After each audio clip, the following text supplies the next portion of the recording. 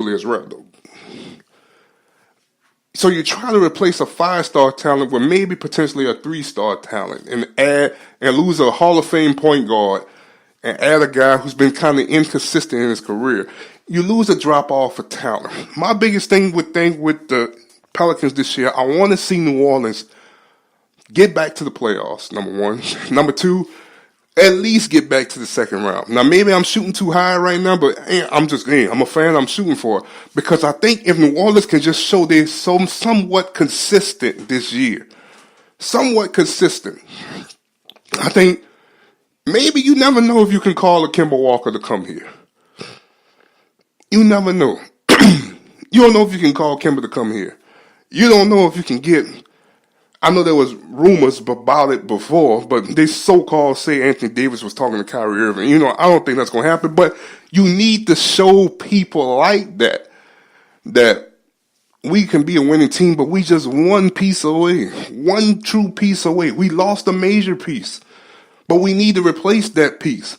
And if you ask me, I think you really do need to look probably at the backcourt this time. Because if you keep Julius Randle and you move Alfred Payton to the bench, you got a solid backup point guard. And if you could get somebody like Kemba Walker to come start for you and have Drew Holiday still play your off guard, you're working with something. Possibly the best backcourt in the NBA. Possibly, if that would happen. But you have to say, to me, every time New Orleans take a step forward, they get pushed 10 steps back. So far, they got pushed about 8. Now they got to take 2 more steps to get back at least relevant again. You got a lot of good pieces. I know Meredith's going to come off the bench for you. Frank Jackson going to probably come off the bench for you. Well, he's going to have to come off the bench for you. Solomon Hill's been a big disappointment so far. I know he was injured. He was working hard last summer with DeMarcus and Anthony Davis, but he's been a big disappointment so far. Everybody has beat up on New Orleans. Found themselves at 0-5. Went to preseason 0-5. Now you got to play in the Hot Rockets. They was just cooking up everybody, like stir fry. I don't know what's going to happen with this season. We're going to start covering it a little bit more sometime next week, getting ready for tip-off. But all I can say is God be with us, because we're going to need it. Yes, indeed, we're going to need it. We are going to need it with everything that's just God help us. Let's get into the NCAA. Top matchups on this weekend. Like I said, I talked about Georgia and LSU. Let's talk about A&M and South Carolina. I like that one. A&M on the road. South Carolina with a golden opportunity to find themselves at 4-2. A&M, the number 22nd ranked team in the country. I'm going to give the upset. A&M going to be upset by South Carolina on the road this weekend. Oregon and Washington, they've been talking about this matchup all week as well. I want to see if Oregon can put themselves back in the mix for the Pac-12 as well. Oregon ranked number 17, Washington ranked number 7. So I like this matchup a little bit too. Penn State, Michigan State, good matchup. Michigan State trying to find themselves back in the top 25. I think they kind of out of the national championship mix this week. Texas Baylor. Texas is the number 9 ranked team in the country. Will they finally? I think somebody's going to upset Texas. That's what's going to eventually happen. I think they can only ride a high for so long. I don't really believe in the Longhorns yet to really truly be a top 10 team. A lot of people said the same thing about LSU, but LSU had 2 top 10 wins. That's the difference between LSU and Texas. But I know they did knock off Oklahoma last week in the Red River Showdown. So we'll just see what goes on from there. Miami and Virginia this weekend will be a good matchup. Miami coming back to beat Florida State. I'm going to give it to Virginia. Sorry to say, Virginia at home. Miami haven't really been impressing me too much this year. I think this is going to be the end of Miami's road of the season. And I was right, Michigan versus Wisconsin. I'm very interested to see. That will be in the night game tomorrow night at 6:30 p.m. on ABC. I'm going to give it to Wisconsin. I think Wisconsin going to go to Michigan, and they're going to stun Michigan on the night game. So that should be a good game to watch on tomorrow night. All right. So last topic we're going to talk about today, and I hope y'all having a good Friday, because I'll tell you what, thank God it is Friday. One matchup out the NFL that I guess I wanted to talk about last night, also the Giants and the Eagles last night. Just to hit on that, normally I talk about the pregame, about the Thursday night matchup. Something is going on with the New York Giants, I tell you that. And I'm going to tell you just like this. There's so many egos and attitudes they have over there. It's not all on Odell.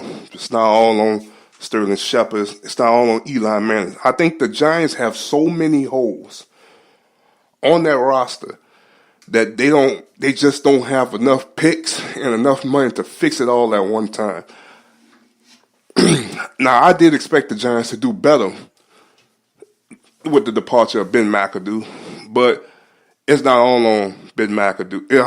I think he had no control over the roster, and you see Pat Sherman trying to have a lot of control over the roster, not letting a lot of almost like no BS tolerance when it comes down to some of the people he has on his roster. But I don't think it's going to get better until they fix the offensive line.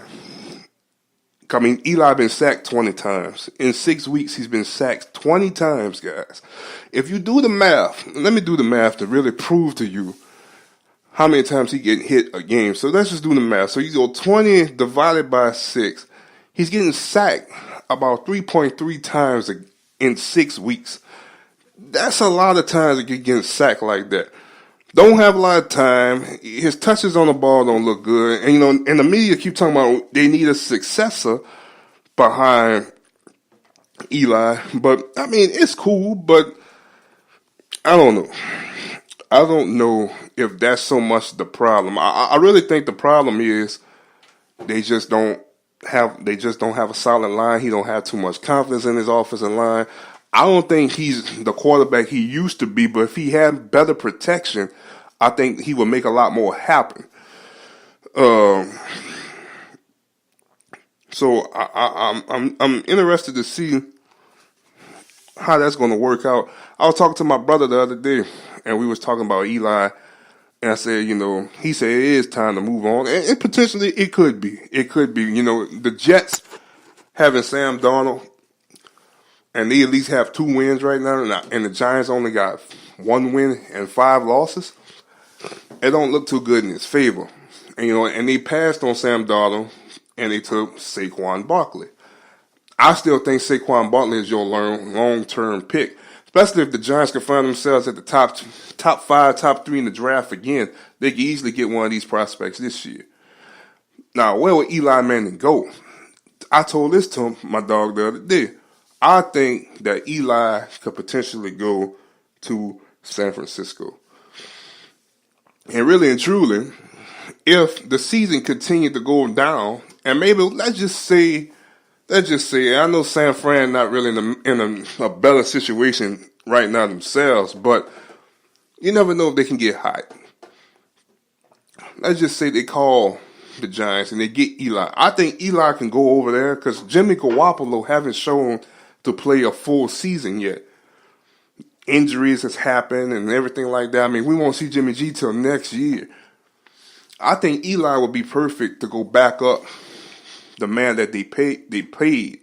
But I think if you had somebody like Eli Manning right now out there in that division, when that division is not too strong at quarterback, the strongest right now is Jared Goff and Russell Wilson. And poor Russell Wilson, he's running for his life over there as well. I mean, that's what saved his career, that he can extend plays outside the pocket. I think if Eli went over there with a lot of them young cats, he at least have the 49ers in a better situation. But that's all on San Fran if they want to make that move, if you ask me. But I feel Philly went in there last night. They beat the Giants. The Giants just didn't have no answers. It was just a hard. It's just like they got so many questions to answer and they don't have the answer.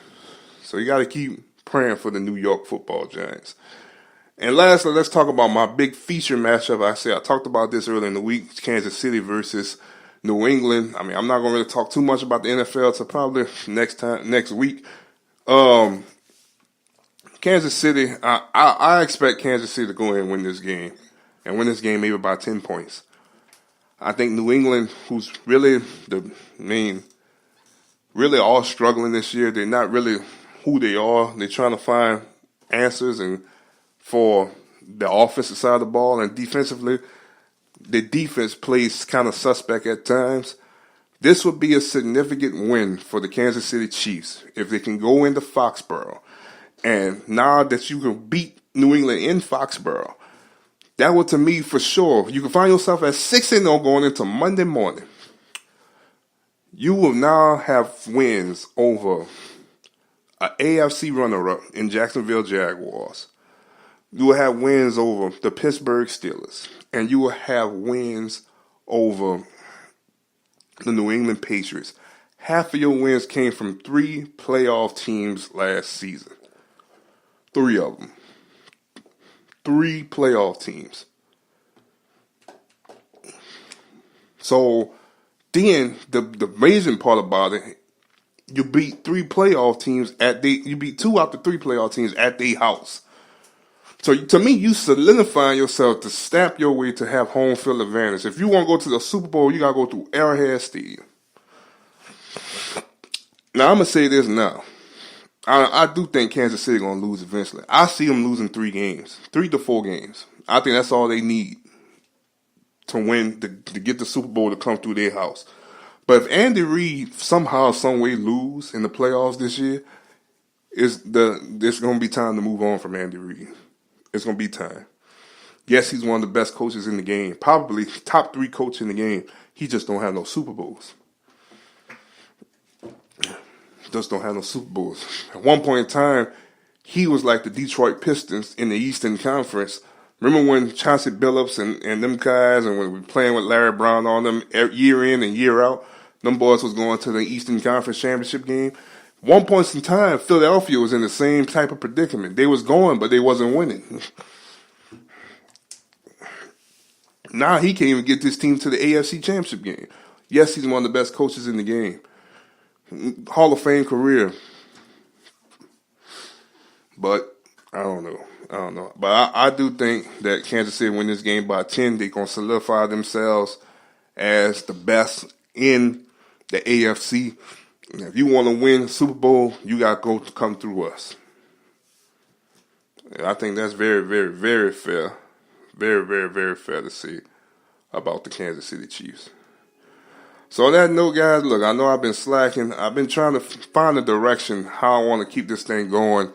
I just like this. Because it gets frustrating sometimes when I don't get the viewers or the listeners, but got to keep my head up and stay encouraged.